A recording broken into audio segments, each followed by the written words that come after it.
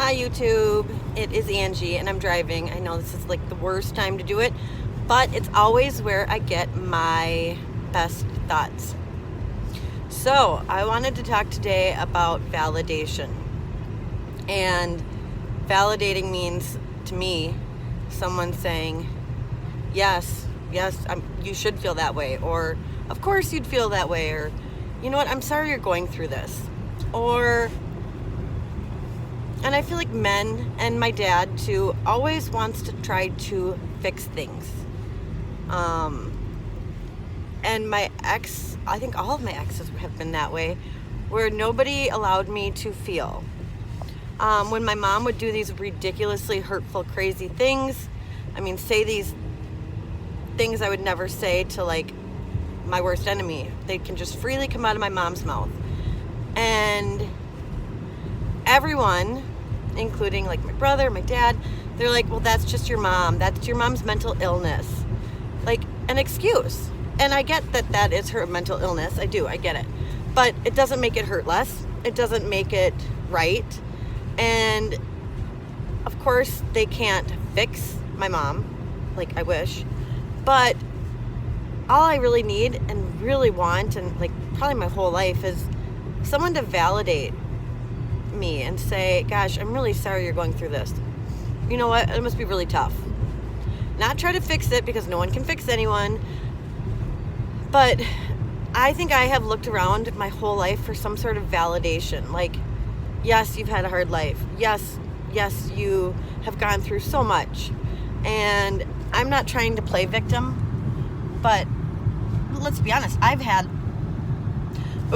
gone through some crazy shit. A lot of every type of abuse I've gone through, every type of loss I've gone through. And I lost my job because just when I was getting my fresh start after my divorce, and that was traumatic. It's like all these freaking things. And instead of people like trying to explain it and make it like seem okay, it just invalidates me. And I think the big thing with me invalidating makes me feel like I can't feel, and it produces a lot of shame. And I think that's like one of the core issues with me is no matter any of this abuse, no one has really said, gosh, I'm really sorry you went through that. That must be really hard. Or you know what, that kind of makes sense why you whatever. Instead, I get people saying, oh, she just wants to play the victim. She needs to move on from playing the victim. Okay, I'll move on from playing the victim when I stop being a victim. And that's what I'm trying to learn. And like my healing path is not fast enough for a lot of my family, and they don't understand it. And again, that seems so invalidating to me. And coming from a girl with chronic shame, shame is like to my core. I already feel bad about lots of stuff that I shouldn't feel bad about. So when I'm invalidated, it makes me feel even worse. When people say I'm playing the victim, that makes me feel worse. And just a quick thing, I was thinking about this. I was thinking, when I was in high school, I dated this guy who was like 3 years older than me. And I don't know, I was like hopelessly in love, maybe because he was older. I don't know. I just wanted to be rescued really bad. And he seemed to want to do that. And when I had all that happen with my abuser, and I had to go to court and all that, and he was super supportive. I couldn't be in school because I was shit. It was a basket case going to court. He was like there for me. And then all of a sudden my friend calls me up, and one Saturday morning, I can totally picture it, and she's like, have you looked at the Sun Current? I think it was like the E! paper. I'm like, no, why? She's like, okay, don't, I'll be right over. I'm like, weird. Am I in the newspaper? What happened? And in the newspaper showed that my first boyfriend, he molested little boys when we would babysit. And I thought to my freaking self, and I should have known back then, God thinks I'm super duper strong, because this is a lot for one person, let alone a 16-year-old. So I had court 2 weeks. I had to go against my childhood abuser for 8 years. And then 2 weeks after that, I was supposed to go and testify against my boyfriend. I can't really remember if I did or didn't do it. And it brought a lot of shame. Like, we babysat together. So I had both the shame of a victim and the shame of almost like an abuser. Like, I allowed that to happen to that little boy.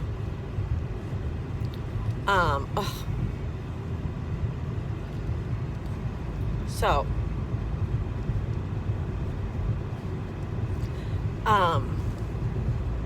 part of sexual abuse that it's like taboo.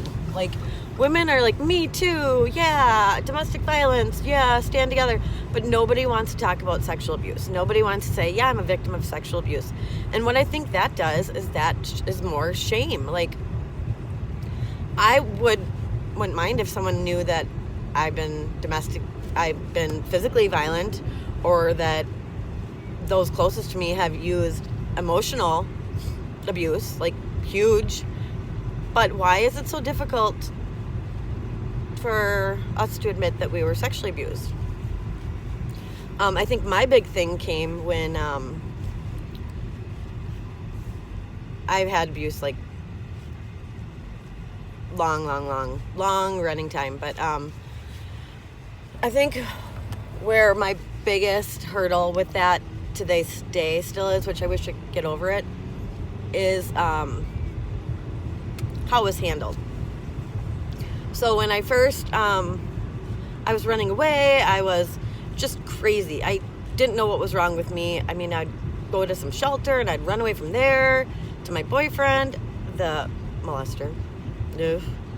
And I just kept running. I was defiant. I didn't want to eat. They were just, I mean, I was not crazy, but something inside me was like, something's not right. And I didn't know what it was.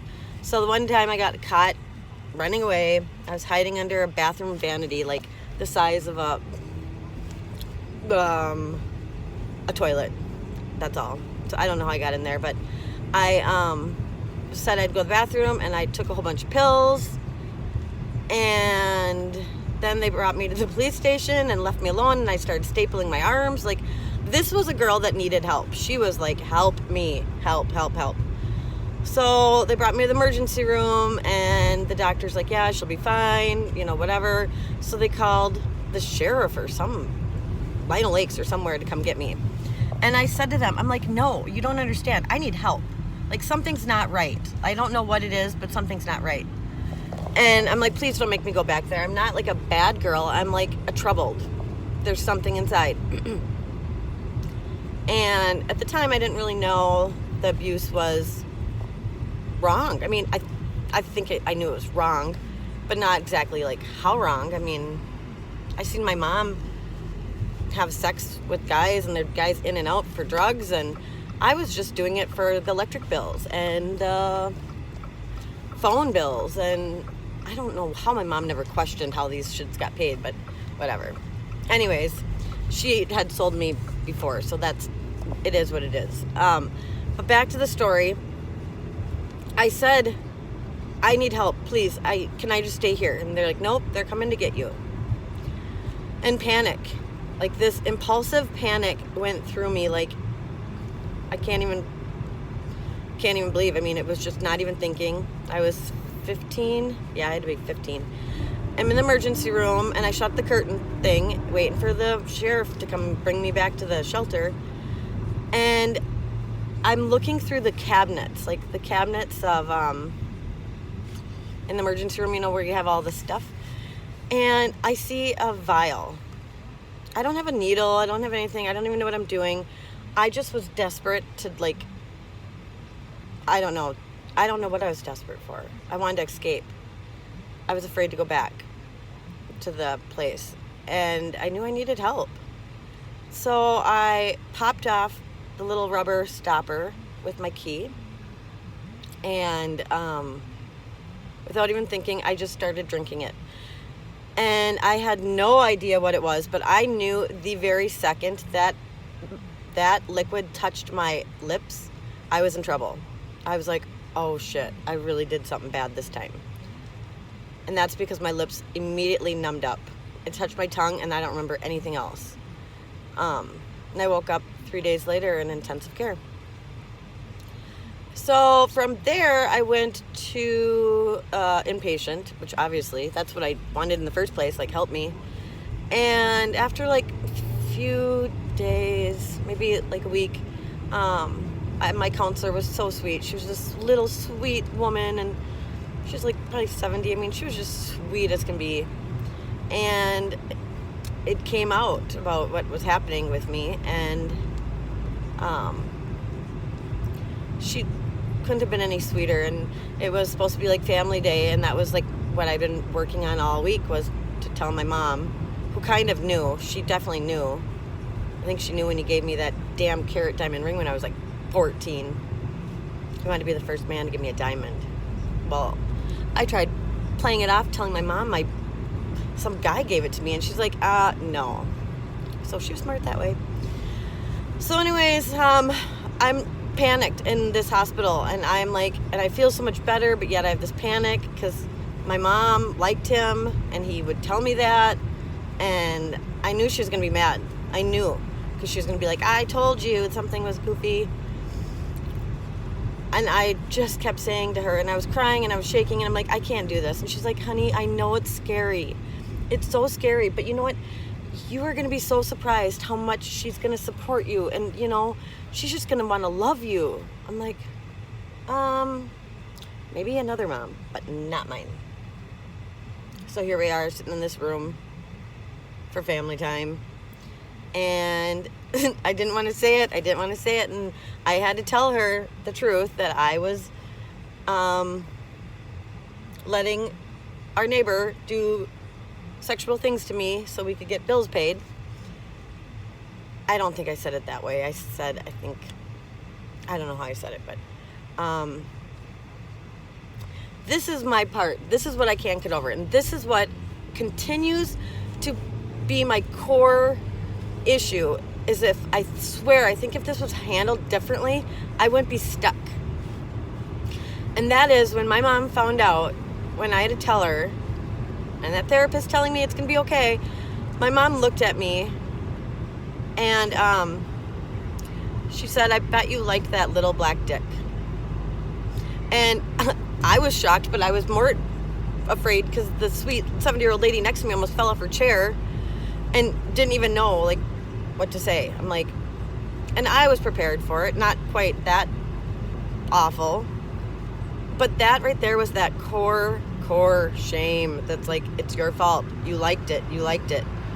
And to be quite honest, my body kind of did like it, and that's my physical. That's not emotional. That's not me saying, oh, I like this feeling.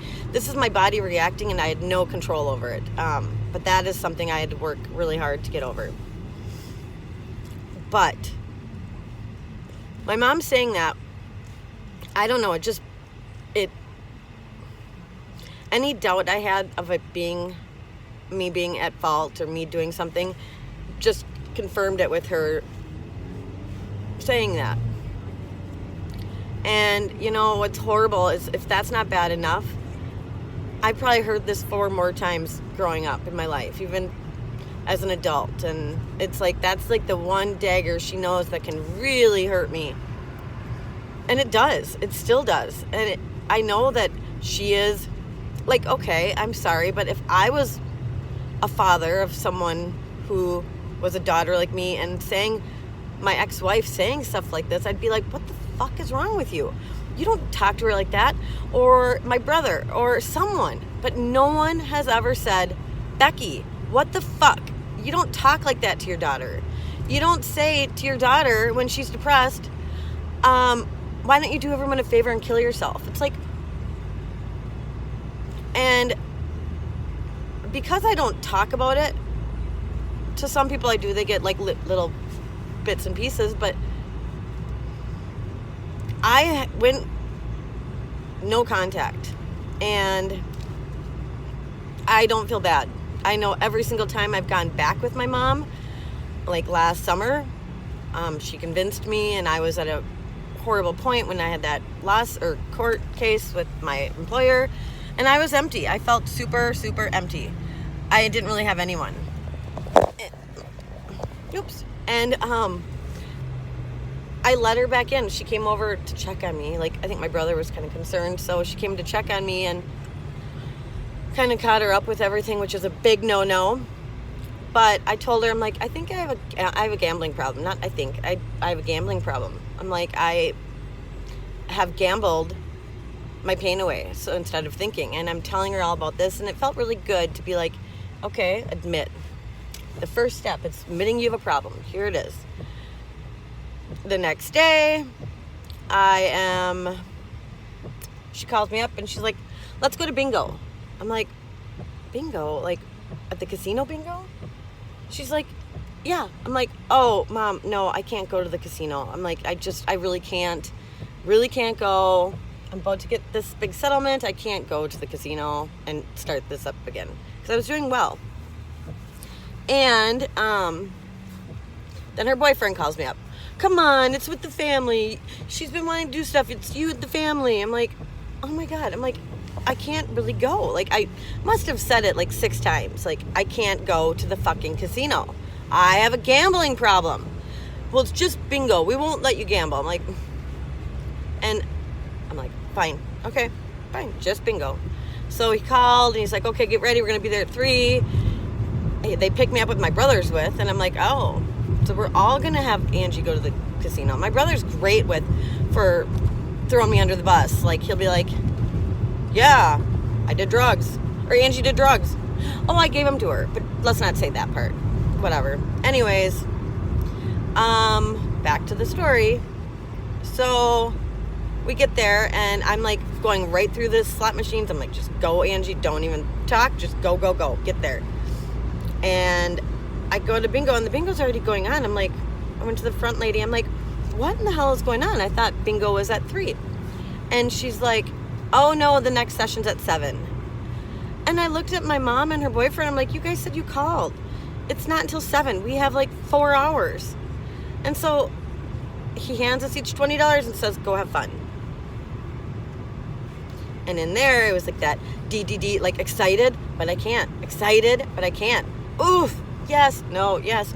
So, of course, I go. And what happens? I win all the time, and I'm winning, and I turn that $20 up to, I think, $800.